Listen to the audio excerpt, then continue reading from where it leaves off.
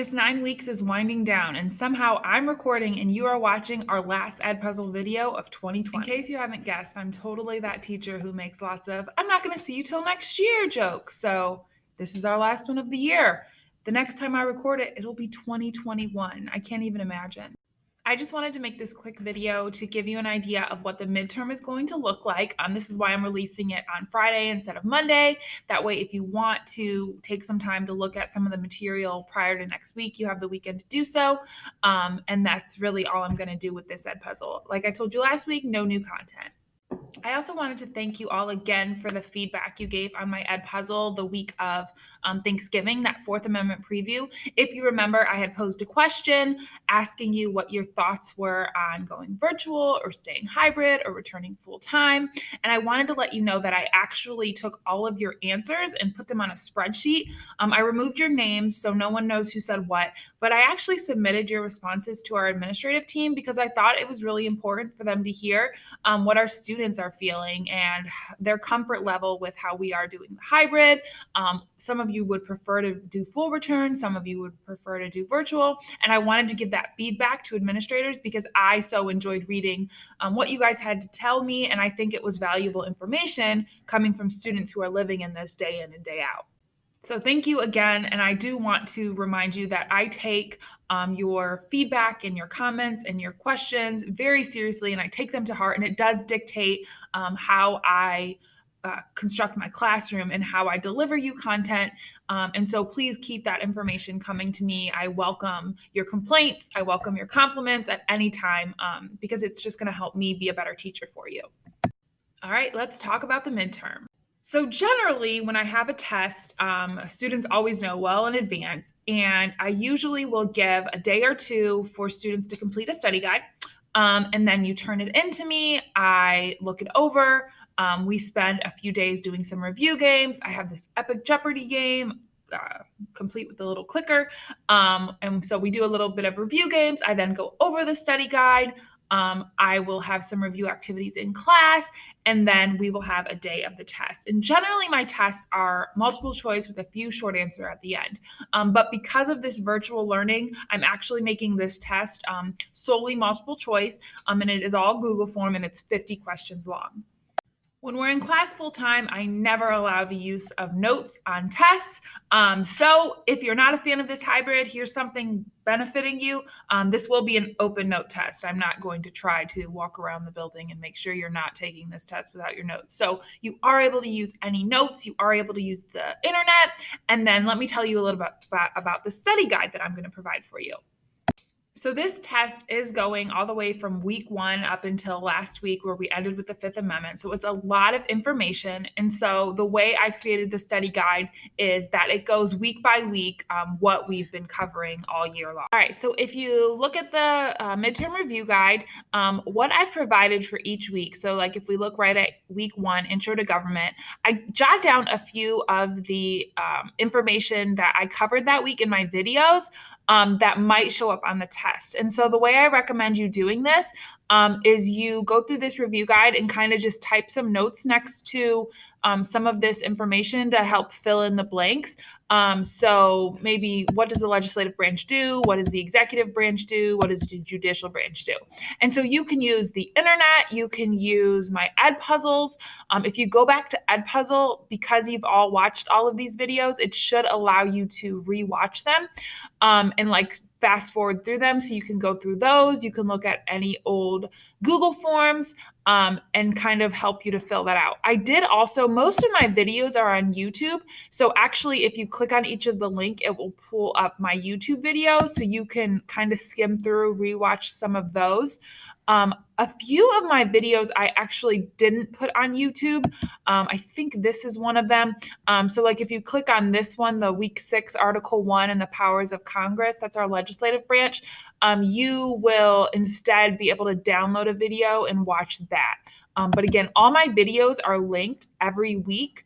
And so if you want to rewatch any of those videos to help you, you can do that as you fill out this review guide.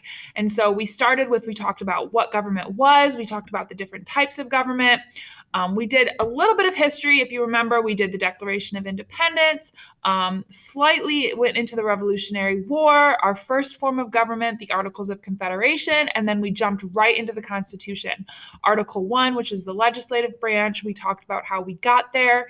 The test is going to ask a lot about the difference between the House of Representatives and the Senate, so make sure you know some of these answers.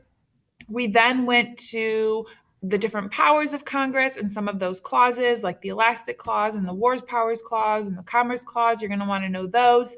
Article 2 is the presidency. We talked about what the president can do. We also talked about what it takes to impeach a president. So that's something you're going to want to know. Article 3, the Supreme Court. I did in week 9, we did Articles 4, 5, 6, and 7. And so you're going to want to know some of those clauses, how the Constitution is amended. Then we went and talked about Federalists versus Anti-Federalists, which actually, interestingly enough, a lot of you brought up on that ed puzzle as either something you already get and I probably don't need to spend any more time on. And then some of you brought up Anti-Federalists and Federalists as something that you're still a little bit confused on. So maybe rewatch that if you're kind of struggling there. I took a break from the Constitution and we talked a little bit during election week and how to vote. And then we started our Bill of Rights. And so I jotted down a few things under each of the amendments that we covered, the first, second, fourth, and fifth. I skipped the third, some things that you're going to want to know about each of those amendments. And so you can kind of look through the study guide and answer those questions. I always recommend when doing study guides for really any class is at first you go through it and fill out what you already know from the top of your head. And you might surprise yourself and that you remember and understand a lot more information than you're giving yourself credit for. So maybe take a look at this without planning on looking anything up, and then you can go back and fill in any confusion that you might have. I also want to add that I'm releasing this on Friday. That way, if Monday or Tuesday, because you're here 3 days this week, Monday, Tuesday, or Wednesday, if you have questions on the study guide, then I can kind of come around the building and make it to your labs and answer any questions that you're a little bit unsure of. Because I'm giving you this study guide and because this is an open note, open internet test, I am not going to be allowing for retakes. And so you're going to want to make sure you do not start this Google form until you have time to complete it in its entirety. Because remember, with Google Forms, you can't start answering questions, close your Chromebook, open it back up, and finish it later. You do have to do it all in one sitting. And so I'm not going to be allowing for retakes. And so please use the time in your academic support to complete the study guide. If you know that it takes you a longer time to do multiple choice questions and you only get a 44 to 48 minute academic support, don't plan on taking this in one of your academic supports. This might have to be something you do in your own time. So this might have to be something you do maybe Thursday at home, as opposed to doing it in your academic support.